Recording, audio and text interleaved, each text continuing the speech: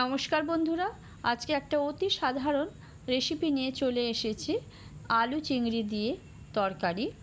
এই গরমের দিনে এরকম একটা হালকা রান্না হলে শরীরের জন্য ভীষণই উপকারী, আর খেতে কিন্তু ভীষণই সুস্বাদু হয়। আসুন দেখে নেওয়া যাক আমি কিভাবে তা তৈরি করছি। দেখুন, তার জন্য চিংড়িগুলোকে খুব ভালো করে আমি বেছে ধুয়ে নিয়েছি। তারপর কড়াইয়ে তেল গরম করে সেই চিংড়িগুলোকে আমি ভাজতে দিলাম। এর মধ্যে আমি অল্প একটু নুন আর হলুদ দিয়ে দিয়েছি। দিয়ে চিংড়িগুলো খুব ভালো করে ভেজে নিচ্ছি। দেখুন, চিংড়িগুলোকে ভাজতে হবে, খুব বেশি কিন্তু ভাজার দরকার নেই, তাহলে কিন্তু চিংড়িগুলো শক্ত হয়ে যায়। দেখুন, চিংড়িগুলো আমি তুলে নিলাম। এরপর সেই কড়াইয়ে অল্প একটু তেল দিয়ে আমি গোটা জিরে, তেজপাতা, শুকনো লঙ্কা ফোড়ন দিলাম। দিয়ে এটা ভালো করে ভেজে নেওয়ার পর, ফোড়নটা একটু ভেজে নিতে হবে। তারপর আমি পেঁয়াজ কুচি দিলাম, আর তার সাথে দিয়ে দেব কাঁচা লঙ্কা। পেঁয়াজ কুচি দিয়ে সেটাকে খুব ভালো করে ভেজে নিতে হবে।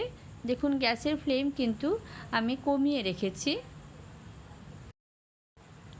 পেঁয়াজগুলো হালকা ভাজা হয়ে গেছে। এই সময় আমি একটা গোটা টমেটো কুচি করে রেখেছিলাম, সেটা দিয়ে দিলাম।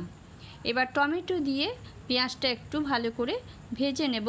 দেখুন, পেঁয়াজগুলো নরম হয়ে গেছে। এই সময় আমি একটা মশলা তৈরি করে রেখেছিলাম। এতে অল্প একটু জিরে গুঁড়ো, ধনে গুঁড়ো আর হলুদ গুঁড়ো ছিল, সেটা জল দিয়ে ভিজিয়ে রেখেছিলাম। বিশেষ কিছু মশলার কিন্তু দরকার নেই।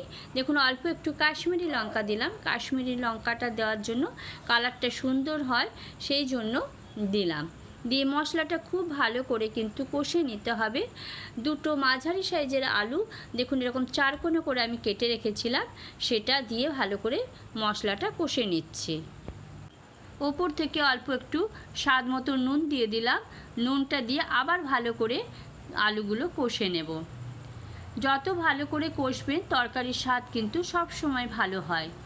দেখুন, আলুটা কষা হয়েই এসেছে, বুঝতেই পাচ্ছেন মশলাটা কিন্তু তেল ছেড়ে দিয়েছে। এই সময় আমি 1 গ্লাস মতন গরম জল দিলাম। অল্প একটু গরম জল ব্যবহার করবেন, তাহলে কিন্তু তরকারির স্বাদ খুব ভালো হয়। কিছুক্ষণ ফুটতে দিতে হবে, কারণ আলুটা সেদ্ধ করব। যদিও কষার সময় আলুটা পুরো সেদ্ধ হয়ে গিয়েছিল। দেখুন, এই সময় কিছুক্ষণ ফোটার পর আমি চিংড়িগুলো দিয়ে দিলাম। আলুটা সেদ্ধ হয়ে গেছে, সেই জন্য দিয়ে কিছুক্ষণ আবার ফুটতে দিতে হবে। আর ওপর থেকে কতগুলো কাঁচা লঙ্কা দিয়ে দিলাম। দেখুন, চিংড়িটা দিলাম, দিয়ে এরপর কিছুক্ষণের জন্য ঢাকা দিয়ে রেখে দেব। তাহলে খুব সুন্দর কিন্তু আলুটাও সেদ্ধ হয়ে যাবে, আর চিংড়ি আলু একটা মাখা মাখা ভাবও হয়ে যাবে। সেই জন্য ঢাকা দিয়ে রেখেছিলাম। দেখুন, আপনাদের দেখিয়ে দিচ্ছি আলুটা কিন্তু সেদ্ধ হয়ে গেছে।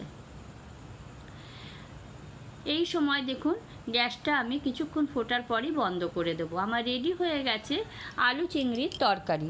রেসিপিটা দেখে যদি ভালো লেগে থাকে তাহলে অবশ্যই লাইক, শেয়ার আর সাবস্ক্রাইব করে দেবেন বন্ধুরা। যে সমস্ত বন্ধুরা আমাকে সাবস্ক্রাইব করেছেন তাদেরকে অসংখ্য ধন্যবাদ। আর যে সমস্ত বন্ধুরা এখনও সাবস্ক্রাইব করেননি, প্লিজ সাবস্ক্রাইব করে আমার পাশে থাকুন। দেখুন, আমার তৈরি হয়ে গেছে আলু আর চিংড়ির তরকারি। ভীষণই সহজ একটা রেসিপি, বাড়িতে অবশ্যই একবার তৈরি করে খান, ভীষণই ভালো লাগবে। আবার একটা নতুন রেসিপি নিয়ে দেখা হবে। টাটা।